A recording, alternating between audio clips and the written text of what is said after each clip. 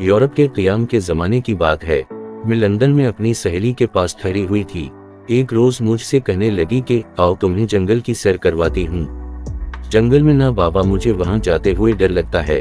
डरने की बात थोड़ी है, मैं तुम्हें अपनी आंटी से मिलवाऊंगी। आंटी? मैंने हैरत से पूछा। हाँ, वो जंगल में रहती हैं। तो क्या वो अकेली जंगल में रहती हैं? कुछ लोग और भी हैं, मगर वहाँ बहुत कम घर हैं। अच्छा। मैं दिल्ली से इसके साथ अपनी सहेली की आंटी ग्रेस से मिलने के लिए चली गई थी। 1 घंटे की ड्राइव पर जंगल आ गया था। हम दोनों एक छोटे से घर में आंटी ग्रेस को ढूंढने लगी थीं। वो बावर्ची खाना में चाय का एहतिमाम कर रही थी। शायद इन्हें हमारी आमद की इत्तला मिल चुकी थी। वो खुशी खुशी बावर्ची खाना से निकलकर हम दोनों से मिले। आंटी ग्रेस, ये मेरी दोस्त पाकिस्तान से आई हैं। Welcome my darling, welcome. इन्होंने मेरा मुंह चूमते हुए कहा। हम दोनों उस वक्त लॉन्ग रूम में बैठी थीं। आंटी ग्रेस चाय बनाकर ले आई थीं। साथ चॉकलेट और बिस्किट भी थे। चाय पीते हुए मैंने सारे घर का जायजा लेना शुरू कर दिया था। सुनसान घर, और वो भी इस घने जंगल में 3-4 घरों में से एक था। कुछ फासले पर 3-4 घर और भी थे। अक्सर शिकारी वहां आकर ठहरते थे।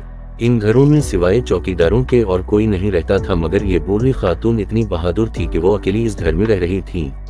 सारे घर में सन्नाटा छाया हुआ था। मुझसे रहा ना गया और मैंने पूछ ही लिया था, आंटी आप अकेली इस घर में रहती हैं? मैं अकेली तो नहीं रहती हूँ, बहुत से लोग मेरे साथ रहते हैं। चाय पीने के बाद वो हमें बरामदे में ले गई थी। कमरे से एक सीटी उठा लाई थी और सीटी को बजाना शुरू कर दिया था। अभी चंद ही लम्हे गुजरे होंगे तो बहुत सारे परिंदे आकर उनके कंधों पर बैठ गए। रंगारंग के खूबसूरत परिंदे थे। वो मुस्कुराए और बताने लगी, ये मेरे साथी हैं, मेरे साथ खाना खाते हैं, मैं उनसे बातें करती हूँ। देखा ढेर सारे बच्चे हैं, वो एक परिंदे के मुंह को चूमते हुए बता रही थी। मैं हैरान सी आंटी ग्रेस को देख रही थी जो उन परिंदों के साथ खुश व खुर्रम दिखाई दे रही थी।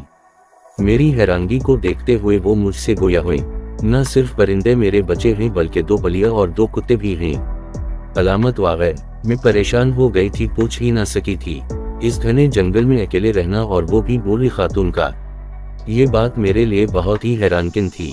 सिर्फ परिंदों को अपनी औलाद बनाया हुआ था। आंटी ग्रेस ने 2 बिल्लियों को बुलाया और वो चुपचाप आकर उनके करीब बैठ गई थीं। कुत्ते उस वक्त कहीं घूम फिर रहे थे।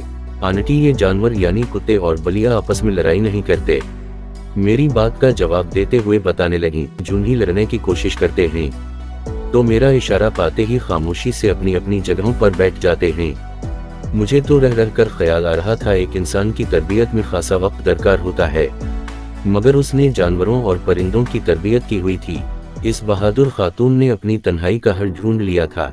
वो परिंदों, बिल्लियों और कुत्तों के साथ बहुत खुश थी, और एक हम जो इंसानों के साथ खुश नहीं रह सकते। मैं वापस आते हुए सोच रही थी कि इस दुनिया में तरह तरह के लोग बसते हैं। एक खुदा ही है जो इंसानों को जीने का मौका देता है।